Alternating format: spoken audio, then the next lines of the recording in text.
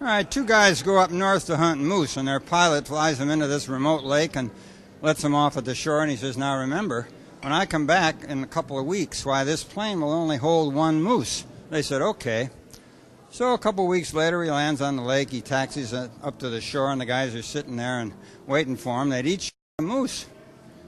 And the pilot said, no, I can't take the second moose. And they started to load everything in, and they argued, and finally, one of the guys says, look, we were up here 3 years ago, and our pilot had a plane just like yours, and he said he wouldn't take the second moose, but we talked him into it. Now, why don't you?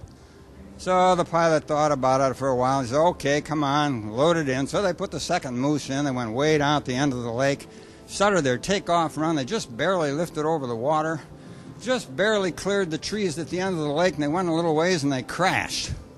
Well, fortunately, they survived, and the one guy's crawling out of the wreckage, and the other says, where are we? The other guy says, well, I think we're about a mile from where we crashed 3 years ago.